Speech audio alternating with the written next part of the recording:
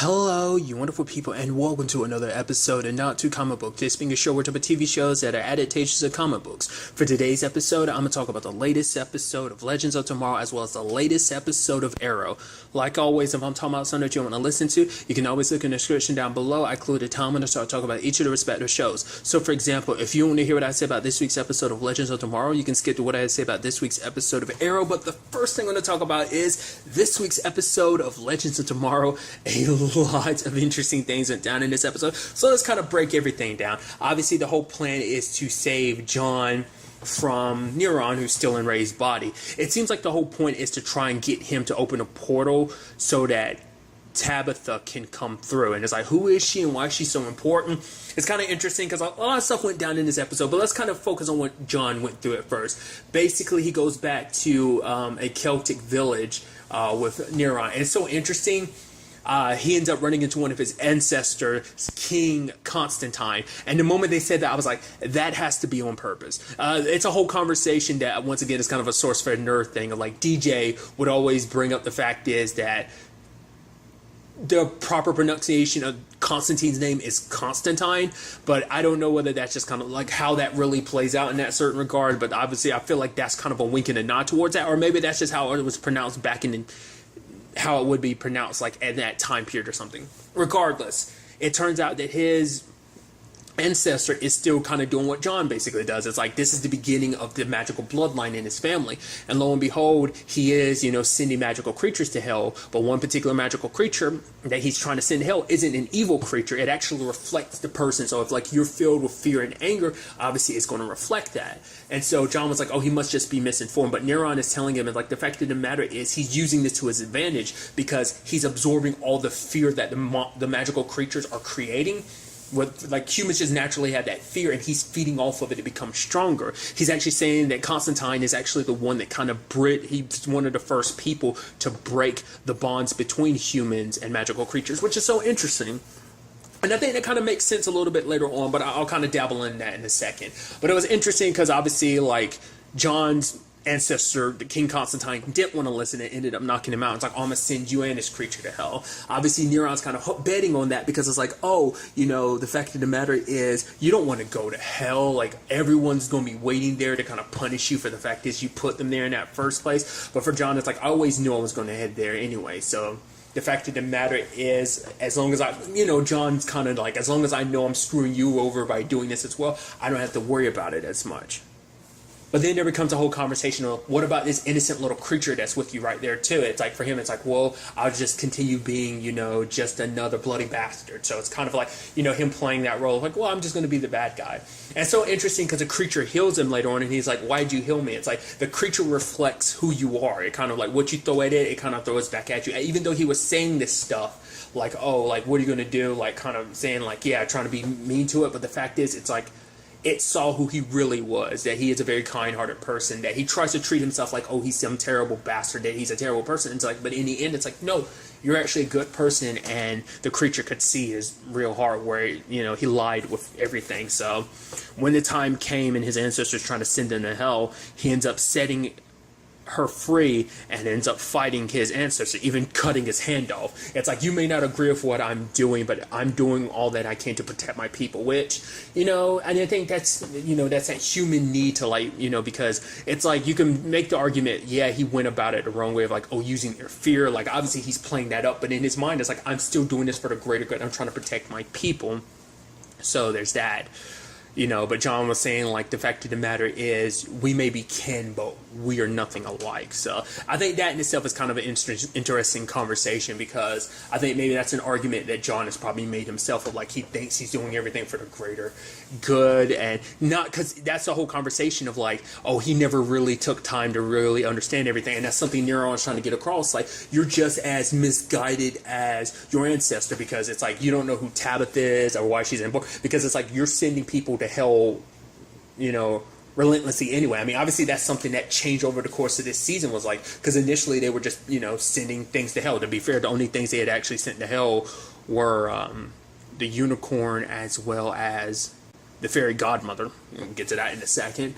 But they had stopped doing that because they met Charlie, and Charlie made them realize, like, not all the supernatural magical creatures are bad guys. Obviously, some have been, but not all of them have been. So that in itself, to me, is just kind of an interesting conversation. But now it kind of makes sense more why Neuron is like that, because it turns out Tabitha is actually the fairy godmother, which is interesting.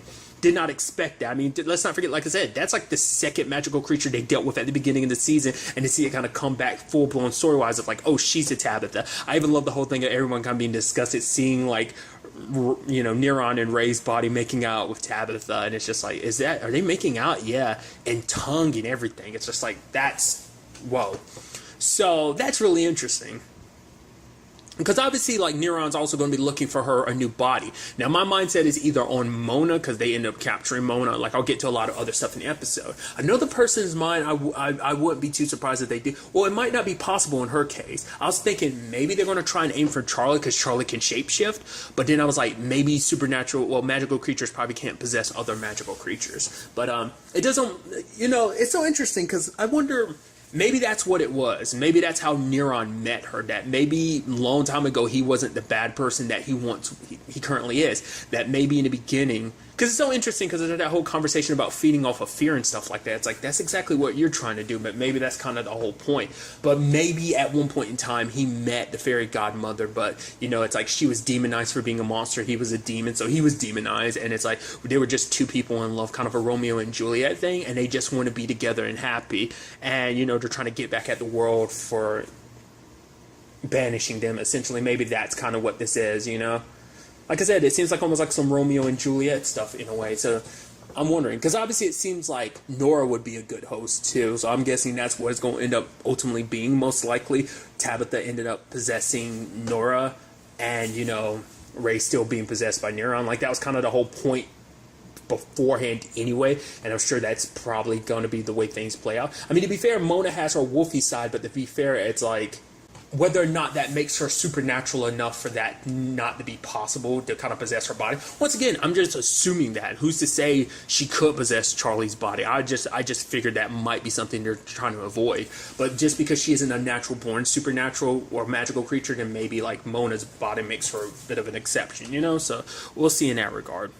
A big part of this episode is obviously not giving up, because obviously we see that with John, as, you know, he's not giving up and he plunges himself into hell so that he can save Ray, because to him that's his ultimate fear, going to hell, not to be punished or whatever, but to be punished beside everyone he failed, like Ray, Astra, or anyone else. But for him, he's trying to make things right. He's going to try and save Ray, which I believe that's probably going to lead to him running into Astra as well as some other people too. It is kind of interesting us getting our first look at hell. I don't think it ever popped up in the original Constantine series on NBC either, because everything took place on Earth. But I don't think you actually even got to see hell on that. I don't know. Either way, it's just something interesting that was kind of floating in the back of my head. So it's definitely going to be interesting seeing him kind of kick it in hell. Well, to be fair, it's like you saw hell in the movie with Keanu Reeves and Rachel Weisz. So, but like I said, on the conversation of not giving up, we had the team kind of stuck in a position because they were, you know, stuck under an avalanche because Mick decided to fire the cannons at Ray, or rather Neuron and Constantine, because Constantine was like, yeah, this might be our only chance to stop Neuron. And, you know, when everyone else was reluctant, in particular Sarah was, Mick made the choice, and obviously that pisses her off later on, because it's like, for one, we're stuck in this position while Ray is getting away, well, Neuron's getting away with John. The fact of the matter is, I'm the captain. All of a sudden you want to make the choices for him. It's like, I was made the choice because none of you were able to. It's a thing of like, you know, he won't admit it, but obviously like him and Ray are very close. Obviously he acts like he hates everyone, but he loves everyone, because this is the only family he's ever known, the only family he's gotten close to in a while. Like, other than this, the only other family he ever had was Snart. So this is, you know, his family, whether he'll really kind of fully acknowledge that or not. But what I thought was kind of interesting was like the whole conversation back and forth they had of like him being like, because she's pissed us, like, oh, where were you when Ray was being possessed? You and Charlie were off scamming people at a con. And it's like, a convention, and it's like, well, yeah, I'm sorry, I want to have a life outside of this. You get to have one. What do you do with your free time? You're spending it with Ava. So it's like, do you really have time to judge? And I even love Charlie. It's kind of interesting, and I think that kind of shows you how important this group has become to Charlie, because she tried to play peacekeeper in this situation, pretending to be Mick and apologizing. And I even love Sarah being like, yeah, that is kind of uncharacteristic of you. And it's like, oh, lo and behold, Mick shows up immediately and goes like, oh, okay, you see through the whole thing. So I thought that was kind of interesting, but I think you can see that they both kind of had valid points in a certain regard. It's actually kind of interesting to see them kind of take a little bit of a trip down memory lane, because it's like, oh yeah, you remember when Rip told us back at the beginning, during the crossover that was the beginning of this series, that we were going to be legends, and it's like, yeah. And for him, it's like, it's kind of crazy to think about. The fact is, we are the only two originals left, obviously, with Ray as well, but currently standing. And you even have Sarah being like, yeah, it's weird. I guess just because of who they are amongst anyone, it's like, you would have never thought that we, out of anyone, because obviously where Sarah started at, dealing with her bloodlust and everything, her rolling with the League of Assassins for so long, and obviously Mick being the criminal that he is, you would never thought that they would be obviously sticking around as long as they did and be part of this family like they are. And it's like, yeah, the legends have been through a lot, and they've changed a lot since the beginning. And I like that. I like her being like, I hope this is us growing up. This is just proof of us growing up and us not growing apart. And it's like, oh, that sounds so sad. And I feel like that's going to become a plot element in some shape or form. The fact is that she made that whole point of like, I hope it's not us growing apart. And I'm like, oh. I even love that Ray had so much stuff stashed away in his room, like plans, and just in case things went wrong. And it's like, oh, what if you're stuck over an avalanche? He's like, okay, we did this, and did that to get to the last thing. And it's like, yeah, stick together because enjoy what time you have left. It's like, well, thanks a lot, Ray. But they actually do take that in advice. They end up playing games and, kind of enjoying each other's company, and I thought it was kind of pretty neat. I love the game that they're playing, and it's like, oh, Nate gets a point. He's like, yes, and Mick gets pissed. He's like, this is favoritism. It's like, how is this favoritism? And then like Charlie's like, you two are obviously shagging each other. It's like Nate's like, what? Wait, what? And you have Sarah looking at him like, and he's like, yeah, okay. And Zari's like looking like, what the fuck? Why would you even admit that? And it's like, about time. So now we can get past all the awkwardness and stuff. Which, speaking of Nate and Zari, they're taking care of the dragon egg, Wixtable, because it's named after the dragon he named years ago because of the drawing that his dad based his whole magical theme park around, that whole situation. So I love that. I even love the whole thing of like, man, it almost feels like we kind of skipped past all the good parts. It's like, well, no, we could still do the good parts, and you hardly start making out. It's like, what about the egg? And it's like, well, I mean, I think he was suggesting other things. She's like, I forgot what he was saying, and she was like, really, dude? And then they go back to making out and proceeding to possibly do more. I just love that. It's kind of neat to see that, and it's kind of interesting because it seems like they are going to be parents to this dragon and everything. So that's pretty dope. That's definitely going to be interesting, and I'm sure that's going to play a big role going forward with everything. Like I said, I brought it up before, it's kind of going full circle because it's all kind of started with a dragon at the end of Season 3, and now here they are, nearing the end of Season 4 with another dragon. It's, like I said, just almost kind of going full circle in that regard, so that's interesting.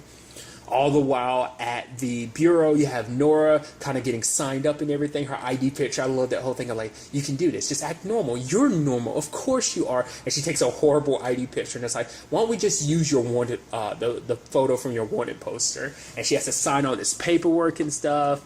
Gary basically gets, Ava puts him in a position of like, oh yeah, like he's going to do, what was it, peer reviews or something like that, and he's in charge of it, and they're like, and Gary's up there being kind of cool and suave, and they're like, is Gary cool now? And the dude there's like, there's no way Gary, and it's like, oh my god, that lady, he made that remark to her, and she's like, oh my god, I think she's swooning, Mona says, but Mona kind of saw through things immediately and being like, oh yeah, something's fishy here. Lo and behold, it is only Mona who isn't, under this spell of like, what is it? Gary Green is the only man you need, or something like that. Which is, I guess that's just him playing it in his insecurity because he always feels like he's not needed or wanted. So he wants everyone to repeat that, to be like, to validate himself, which is kind of sad when you actually break that down like that. But what was interesting, though, is learning, like, I didn't realize Mona and, Wolfie were two different consciousnesses, because when Mona's like, I'm alone, her hand transforms and Wolfie writes him saying, like, not alone. And I'm like, oh, that's so interesting. So you're two separate minds, obviously occupying the same body. That's very interesting. And I love that, lo and behold, we find out how Gary is controlling people. He's controlling them with his literal evil nipple that turns into an eye. It's like, once again, if it wasn't just enough that his nipple came back from hell and it turned him evil, his nipple now turns into an eye that hypnotizes people. It's like, dude, this show is literally off the rails in the best way possible. It's so weird. I love Mona, like, freaks out and she's like, Wolfie, come out now. And Gary's like, Wolfie, what's a Wolfie?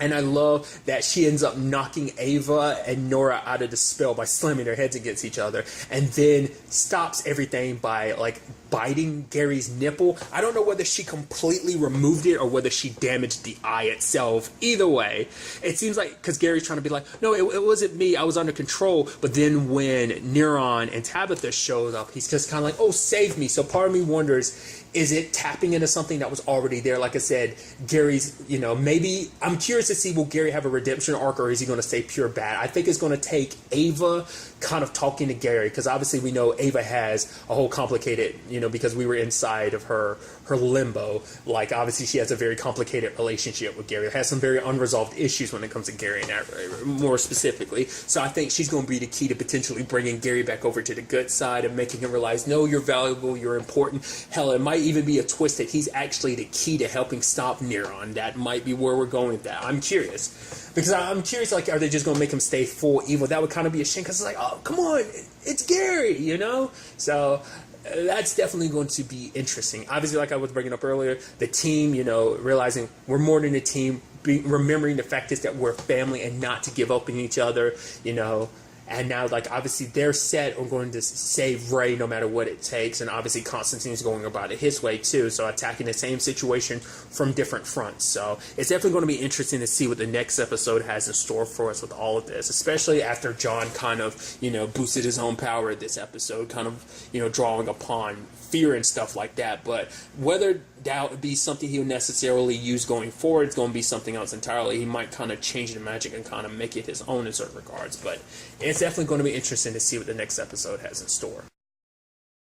And now moving on to this week's episode of Arrow. A lot of interesting things went down in this episode, so let's break it down. Obviously, Oliver finds himself kind of seeing, currently stuck in a position that he's in, and he's seeing Tommy, which I guess it kind of makes sense, because Tommy's almost kind of like his subconscious way of kind of being his conscience, because I guess, Tommy always kind of represented, I guess, the better sides of himself. I guess for him, it's like Tommy was always kind of the man he wished he was, who he could have been, if it wasn't for Leanne Yu. Obviously, if he wasn't just kind of a spoiled brat that he was, like, maybe he could have been like Tommy. I think maybe that's what it is. Tommy wasn't just his best friend, it was his brother, And, it's so interesting because Tommy points out so many different things. It's like, for one, it's like, man, you being in this situation, oh, that's probably why you're seeing me, because it's a combination of a concussion, also PTSD, from the fact is that you literally found me in this exact situation at the end of season 1. It's like, oh yeah, because I noticed that too before he said anything. I was like, isn't this the exact, and it's like, lo and behold, it is. He also brings up the point is, isn't it kind of funny that we both ended up finding out that we had secret sisters, half-sisters we didn't know about, and you have Oliver being like, at the very least, yours didn't try and kill you. He's like, well, I wasn't around long enough. I died before Thea got the chance. And Oliver kind of looks at him, he's like, yeah, that was kind of a bad joke on my part and everything. So, but I do like what he represents for Oliver, because he's trying to tell Oliver, like, Oliver's been, the whole big part of Oliver's thing is that he's always constantly been in a cycle of violence. Ever since the beginning, everything started with his father's mission. I mean, to be fair, it started with just his father in general. And obviously, like, he's feeding into this cycle. He thinks he's breaking the cycle, because for him, it's like, I have to put Emiko down. Like, for him, it's like, you looked at your dad, Malcolm, as your father, rather than kind of the monster that was, performing the undertaking. And because of that, you didn't listen to me when the time came. And by the time you figured things out, it was too late, and you died because of it. It's like, if I can learn from that mistake, I can put Emiko down now before any innocent people have to die. You know, it's like, I can't be trying to look at her as my sister anymore after all that she's done. She's been given so many chances. She's lied and manipulated. She's even responsible for killing our dad. Because let's not forget, it's like her need for revenge changed a lot of people's life. It wasn't just Oliver's life that was affected. It wasn't just Robert's life that was affected. The guy that was on the ship that Robert ended up killing, obviously his son came back this season, and that became an issue all on its own because of that past. Like, so their lives were forever impacted. What about Sarah? Sarah's life, like her parents thinking she was dead for years, her growing up in the League of Assassins. I mean, granted, there was some silver lining to it all, that it all worked out because they both, her and Oliver, have grown to be the heroes that they are, but still, like, how different their lives could have been, you know? But for her, it's like she was so consumed with hatred just because of the fact is that their father abandoned her. But Oliver's kind of blinded by that same hate when it comes to this whole situation. He feels like he has to take her down, that there's no other way. But Tommy is telling him, and like, you know, you're just going to be feeding into this whole situation. The only way you're going to fully break through this cycle is if you find another way. But for him, he feels like there isn't one. And so, you know, him and Emiko clash, you know, and he ends up killing her. But it also turns out he ends up killing the entire team, ends up getting killed too, because she's like, oh, I know about your baby. The fact of the matter is, if I die, I've made it so that no matter what you do, your family, your friends, they're all going to die anyway. So I was like, and I thought like, oh, wow, he did it. So I was like, okay, so she set some precautionary measures in place that even when she dies, like things kind of, but then like everyone's automatically dead. I'm like, wait, what? And it's like, oh, it's all in Oliver's head. It's like the whole point was kind of be a reminder of the pain of not only having the people you love killed, but also your family threatened. It's like, obviously, I've never forgotten that, so what's the point? The thing is, that fear puts you in the exact same position as your father, which led to vengeance, which led to cruelty, which led to him leaving your sister, which leads to her, you know, trying to kill you right now. That's saying that it is this vicious cycle that keeps feeding upon itself, kind of like an Ouroboros type of thing of like where it ends and where it begins. You can't even tell at that point, just because it's just constantly feeding itself. And it's like, if you don't change anything, you have to break the cycle. And it's like, the way you do that is by showing the fact is, look at who you are, Oliver. You know, show that you are capable of change. And if you're able to do that, you're showing Emiko that she can change too. And it's like, but I don't know if I can like give her that chance, like show her and forgive her enough to be in that position. And it's like, it's okay if you can't, but you still have to, you know, essentially try. And it's such a hard position to be in that regard, because it's like, you know, because obviously Oliver's made a lot of mistakes himself, but like I do like that, because I always kind of in my head always thought of it as just season 5 being like, oh, the ghost is coming back to haunt him, which to be fair, it isn't. When you look at every season, pretty much every season is him fighting himself, trying to fight his nature. I mean, it's also going back to the whole point, like, remember, like, Tommy was the one that kind of convinced him when Tommy's dying breath of, like, kind of putting him on the path to not kill anymore. That was Tommy. So, you know, once again, kind of representing his conscience in many different regards. You know, it's like Tommy still trying to get him to take on another path. I think, I don't know, it's the whole thing is just, it's nice, you know, that even under these circumstances, you know, and you have, you know, him being like, I miss you every day, and Tommy's like, I know, but he's like, I'm always with you, so it's time to wake up. And so the entire thing, that portion of Oliver's episode was just, this side of Oliver and everything was just him imagining things. It was like he was unconscious, still under the rubble the entire time. The entire thing was inside of his head, and kind of showing, because I think it's that whole aspect of like your revenge. Essentially, you got revenge on Emiko, but eventually things would have spiraled out and your friends would have been targeted. I guess it's kind of like the Ninth Circle would have come after you and everyone you cared about. So you killing Emiko just begets more violence, because revenge would have been theirs to get back. Like, oh, you killed our leader, so we're, you know, coming after you. So I think that's kind of the thought process behind it. So there's that side of things. There's obviously, like, you know, Felicity, because the police show up because of Emiko turning on the surveillance, and it's like, oh, we know you guys are responsible for this. Felicity's trying to explain, but they're not willing to listen, because it's like, yeah, things don't look good from their perspective. And so Felicity, you know, avoids getting captured. She gets avoided being arrested, which, like, oh, that's not going to look good going forward. But her and Helena are trying to work to get the team out of the building. The team gets reunited, and it turns to that whole conversation of like, yeah, the whole SCPD is turned against them, and it's like it basically undermines everything that they've done so far. You know, it's like all the good work they put forth, you know, Dinah being captain, trying to find a new way to help the city, and, you know, Renee and Oliver and Dinah and, you know, Diggle all being vigilantes, working with the SCPD. That all that good nature, all that goodwill is completely out the window. Everything was thrown away, saving, you know, Roy, and almost for nothing. And, you know, he's almost saying at the end, like, oh, I should go to jail, which you even have Diggle being like, no, you literally went to jail for us before, you know, let us protect you this time. But it's like, no, I've kind of like threatened everything that you built up for yourselves. I'm not going to do that. Obviously, the power's coming on, so they need to turn it off, or things are going to get very explosive in that building because of the chemicals and stuff in there. And Roy is willing to make that sacrifice because it's what Roy does, because trying to punish himself for what he did, this was his way. Like, if I end up dying, I end up dying. It's just like when he got himself arrested, you know, in season 3, pretending to be the real vigilante just so that Oliver wouldn't get arrested, because it was his way of paying tribute to everything that Oliver did, giving him a second chance at life. And also the fact is to make up for the cops he had killed when he was on the Mirakuru. So it's the same thing in this regard of like trying to pay back. The fact is I killed those cops. They had families and everything.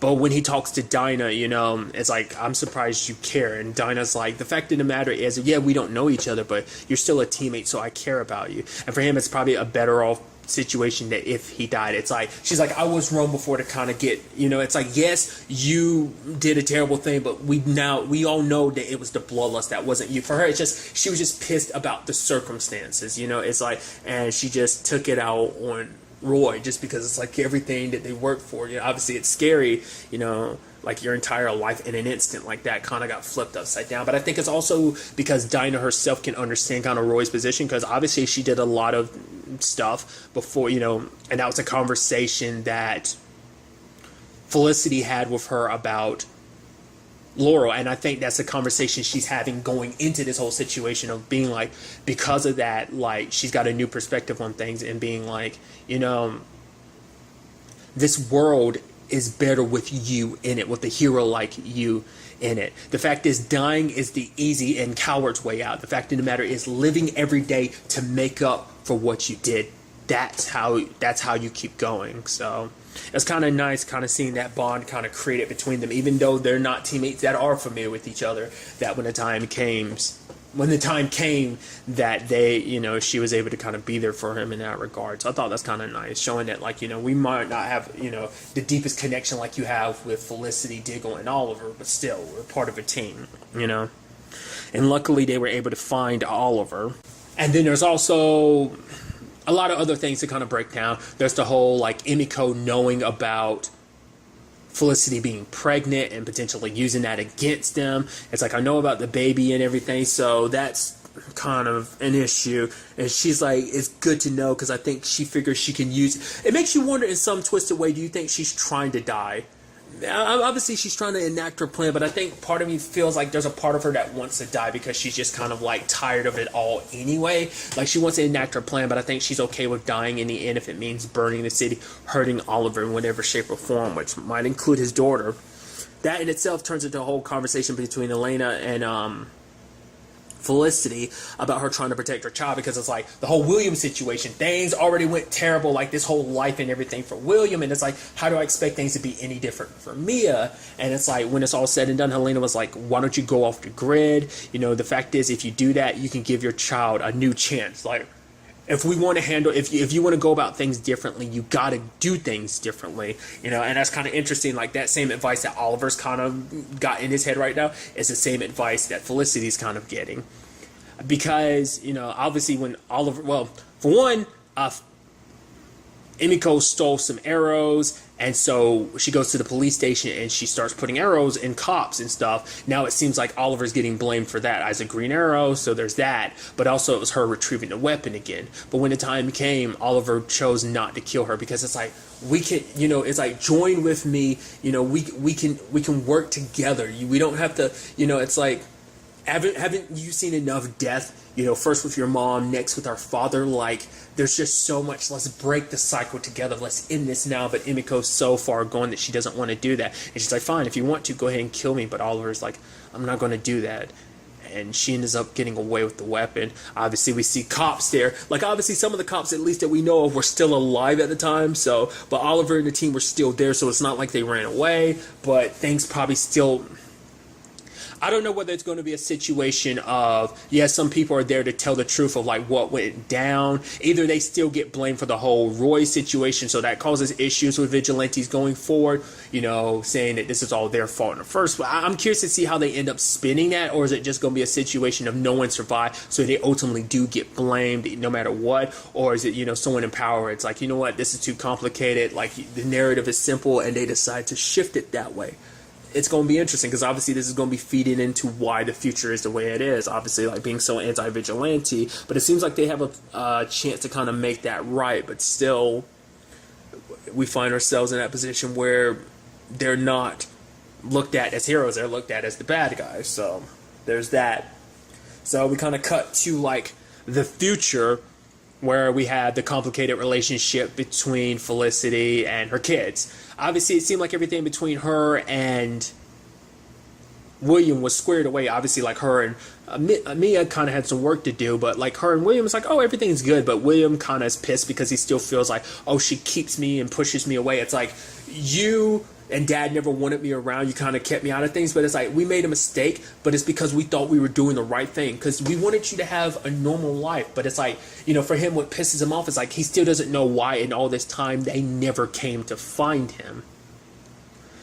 You know, it's like, obviously she was living with Mia. It's like, at any point in time, you could have come and got me, so why not? Which obviously there's more that Felicity's obviously hiding from, and which even Mia was like, the fact is, I had to confront Mom about her being a vigilante and everything, so if you want answers about everything, you're going to have to confront her too, which William didn't, because obviously he's so dead certain on his plan of like, oh, I know how to go about getting the files, because this is all about trying to stop, you know, the Zeta, which is basically the vigilante hunters using Archer, like that's rolling out now by Galaxy 1, and so they're trying to stop all of that.